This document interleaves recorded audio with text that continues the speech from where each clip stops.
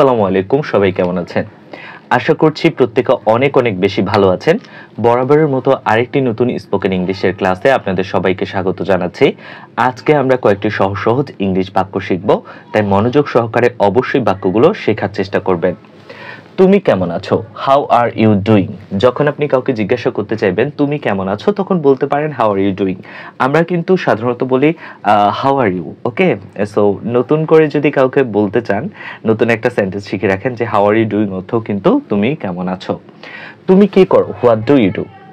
এবার আপনি একজনকে জিজ্ঞাসা করছেন যে তুমি কি করো। হ্যাঁ, অনেক অনেক ক্ষেত্রে আমরা বলি না যে তুমি কি করো, তাহলে আমরা ইংলিশে প্রশ্ন করব what do you do. What do you do? আমি ক্লান্ত, আই অ্যাম টায়ার্ড। এবার আপনি খুবই ক্লান্ত, তাই বলছেন যে আমি তো ক্লান্ত, অনেক ক্লান্ত। তো আমি ক্লান্ত বলার ক্ষেত্রে বলবো I am tired. I am tired. তুমি কোথায় বাস করো? Where do you live? হয় না যে কারো যদি বসবাসের জায়গা আপনি সম্পর্কে জানতে চান যে তুমি কোথায় বাস করো, তখন আমরা ইংলিশে প্রশ্ন করব হোয়ার ডু ইউ লিভ। এখানে একটা প্রশ্নবোধক চিহ্ন হবে। পরে দেখা হবে, সি ইউ লেটার। যখন আপনি কারোর সাথে পরে দেখা করতে চাইবেন তখন বলবেন see you later. See you later. যত্ন নিও, টেক কেয়ার। যখন আপনি কাউকে যত্ন নেওয়ার কথা বলবেন তখন বলবেন টেক কেয়ার। Take care. মাফ করবেন, এক্সকিউজ মি। এই কথাটা নিয়ে আমি আপনাদের সাথে একটু বিস্তারিত বলবো যে এই মাফ করবেনটা কখন বলবো। হয় না, আমরা কারোর সাথে ভুল কাজ করেছি তখন তো আর এক্সকিউজ মি বলি না, তখন আমরা সরি বলি। কিন্তু এই মাফ করবেন এটা আমরা কখন বলবো? ভরা মজলিসে যখন আপনার একটা হঠাৎ করে ফোন চলে আসে, তখন কিন্তু আপনি সেখানে ফোনটা রিসিভ করতে পারেন না। এটা একটা ভদ্রতা। এই ন্যূনতম ভদ্রতাটুকু নিজের মধ্যে রাখবেন। সেখানে আশেপাশের মানুষ যারা থাকবে তাদেরকে এক্সকিউজ মি বলে ওখান থেকে বের হয়ে বাইরে কথা বলবেন। আর দ্বিতীয়ত আরেকটা জায়গায় আপনারা এই এক্সকিউজ মিটা ব্যবহার করতে পারেন। সেটা হচ্ছে যে ধরেন আপনার কাশি চলে এসেছে, আপনি কাশি দিয়ে ফেলেছেন, তারপরে এক্সকিউজ মি কিন্তু বলা যাবে। এটা বলা উচিত, এটা হচ্ছে ভদ্রতা। আজকে আমি এক জায়গায় যাচ্ছিলাম, তখন দেখছি আমার পাশে একজন খুবই ভদ্রভাবে সেজেগুজে, মানে এই রমজান মাসে জোরে জোরে সাউন্ড দিয়ে অটোর মধ্যে টিকটক ভিডিও দেখছে।